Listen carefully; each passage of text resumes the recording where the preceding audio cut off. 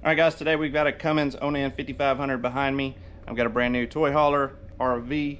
Never had any problems with Cummins generators. Onans, they've all been great, no issues. Bought this trailer brand new, picked up the lot. You know, it was low on fuel, of course, from the factory. Fired it up, said we'll make it station. Got to the gas station, it died by the time we got there. So maybe it's just low on fuel. We fill it up. You know, I fire it back up and make it about an hour down the road, it dies again. And so I checked the circulation, thinking maybe it was getting hot. We've got good inlet, we've got good outlet on the bottom, everything's sealed off. So that's not the case. You know, just trying to go through everything. If you look on your panel right here, and I know you can take it in, you know, it's under warranty, you can take the service department and you can do that, but it's gonna be there and they're gonna have it, and you know, you won't have it. So one of the things you can do on these gensets is right here on the stop prime button. You push it 3 times really fast. 1, 2, 3.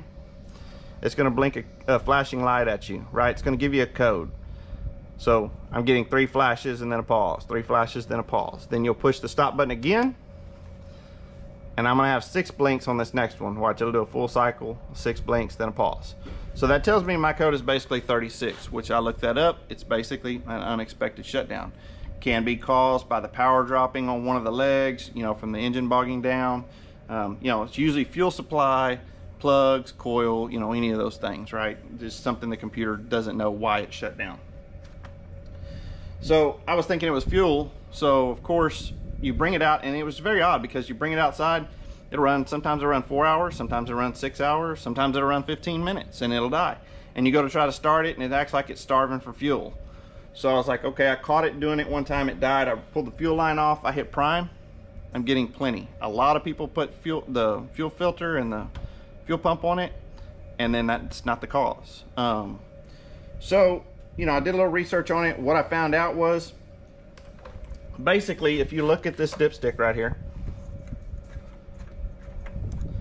if you look where I've got it right now, and we'll get to that in just a minute, that's where I'm running mine at, right above the add mark. If you look at this dipstick at the full, it is actually almost at the top of the threads, right here at the bottom, if you had it all the way to the full. And so your oil pressure sensor is right here. You would think that your level is going to be right below that when the engine's not running, right, most of the time.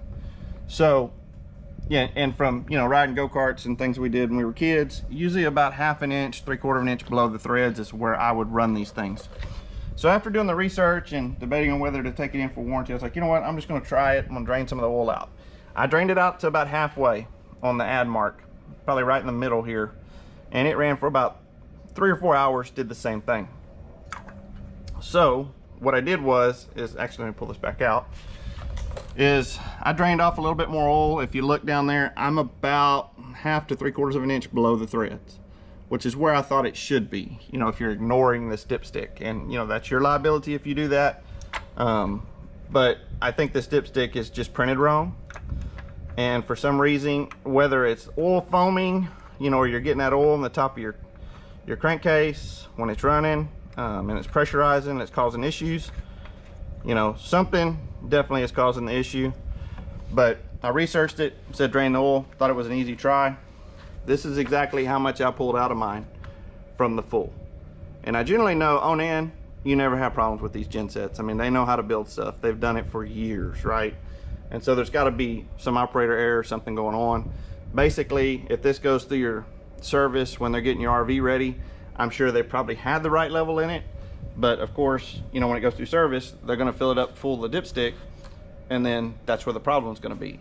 And so anyway, short story, it just worked for me. I drained that much out, I got it there, pulled it outside. We've been on 3 trips. The generator has never died. So if they're over full on oil, it will cause that issue. So anyway, I want to thank you for watching the video today. Hope this helps you. And hit that like and subscribe down the bottom right hand corner. Catch you on the next one.